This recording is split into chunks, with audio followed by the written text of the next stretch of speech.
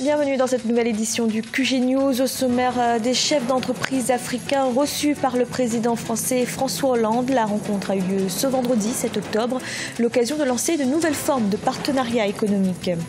Mise en œuvre de la police de proximité au Burkina Faso. Un décret a été adopté en Conseil des ministres ce mercredi. Il vise notamment l'encadrement des initiatives locales de sécurité. Et le tout nouveau port de Dapilon a été inauguré en Guinée. À cette occasion, les premières tonnes de bauxite du programme de renforcement de la production lancé par le gouvernement ont quitté le pays. Mais tout d'abord, au Maroc, plus de 15 millions d'électeurs sont appelés à renouveler leur parlement ce vendredi. Les bureaux de vote auront ouvert dès 8 h et devraient fermer à 19 h. Plus d'1 millier d'observateurs sont présents pour surveiller le bon déroulement du scrutin.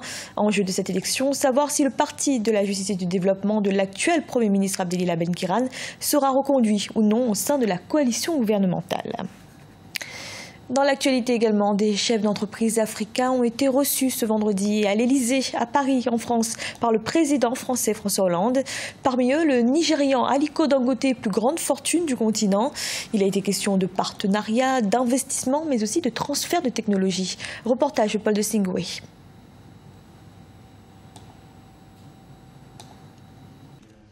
L'Afrique au cœur des enjeux économiques. Le continent africain est passé de 15 milliards d'investissements directs étrangers en 2000 à 118 milliards en 2014. Parallèlement, le commerce de la France avec l'Afrique est passé de 10,1% en 2000 à 5,9% en 2015. Afin de retrouver une dynamique économique avec le continent, le président de la République française a réuni une dizaine de grands industriels représentatifs pour un échange à huis clos. Parmi eux, Aliko Dangote, l'homme le plus riche d'Afrique, Othman Ben Jelloun, le patron du groupe BMCE Bank of Africa, Stéphane Richard, président directeur général du groupe de téléphonie Orange, ou encore Constant Desmallet, le fondateur du groupe média Africa 24.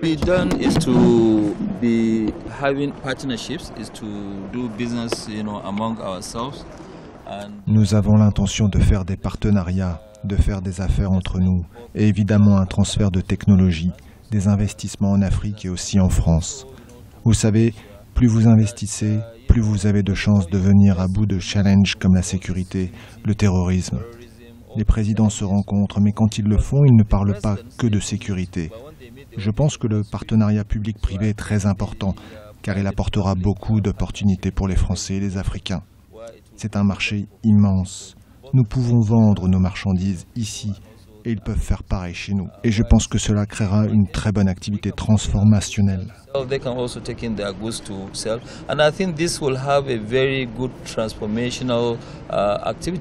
L'Afrique va doubler son potentiel humain et devenir la première force de travail de la planète. L'Afrique, qui représente un marché de 4 000 milliards de dollars annuels, suscite toutes les convoitises. De la Chine aux États-Unis, de la Turquie au Japon, l'Afrique rêve de coproduction et de copartenariat.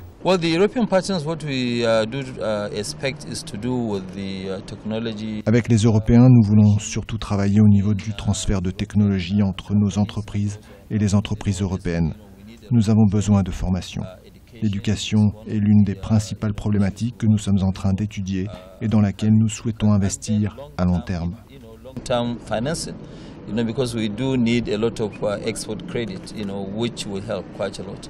À l'orée du sommet France-Afrique de janvier 2017 à Bamako au Mali, du sommet Europe-Afrique, le chef de l'État français a choisi de faire de ce pôle d'entrepreneurs une véritable force de proposition pour la construction d'un nouveau partenariat économique. Au Burkina Faso, le Conseil des ministres a adopté ce mercredi un décret relatif à la mise en œuvre de la police de proximité. Il définit les modalités de participation de la population, mais surtout il vise l'encadrement des initiatives locales de sécurité, notamment des groupes d'autodéfense. Reportage de notre correspondant Jean-Paul Ouedraogo. Adopté en Conseil des ministres le mercredi 5 octobre, un décret portant définition des modalités de participation des populations à la mise en œuvre de la police de proximité au Burkina Faso vise l'encadrement des initiatives locales de sécurité. Une mesure saluée par nombre d'observateurs et qui vient une fois de plus traduire en acte la volonté du gouvernement de donner un clair aperçu du statut des groupes d'autodéfense, les Koglouego, dans le dispositif sécuritaire du pays. Pourquoi le problème est devenu aujourd'hui un débat?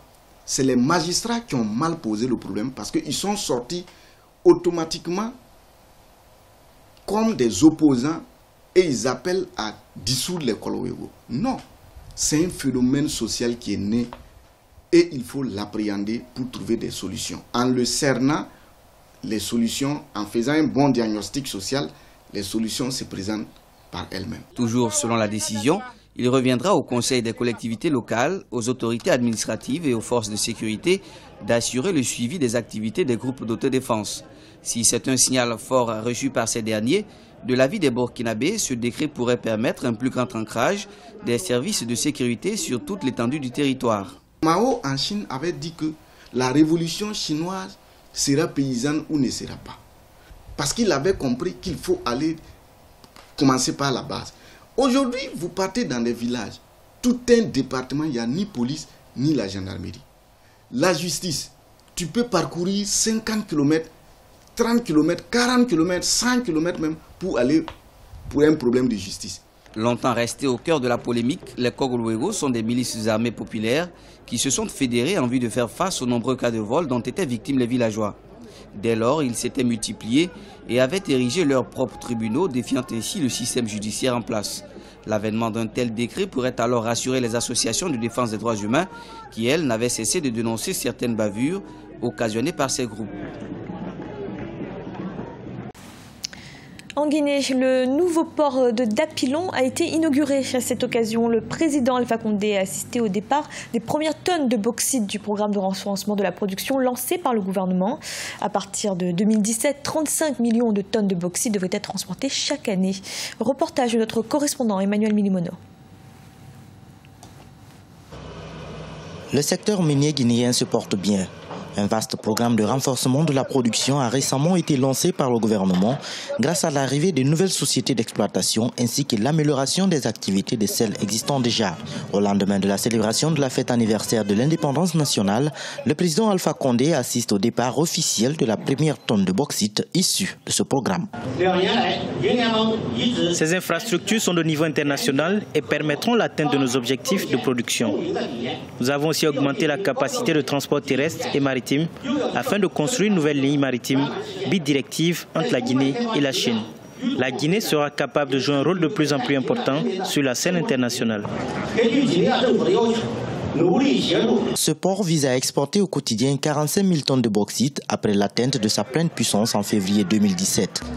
En dépit de la chute vertigineuse des prix des matières premières sur le marché international, le secteur bauxitique guinéen affiche une pleine croissance.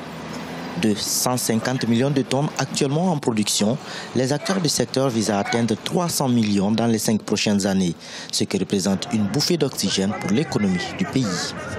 La Guinée a créé les conditions du passage d'un secteur minier de spéculation à un secteur minier de forte croissance, fondé sur des bases réelles, sur l'investissement, le dynamisme, la création d'emplois et l'amélioration constante du niveau de vie de nos populations qui demeure au cœur de mon programme de société.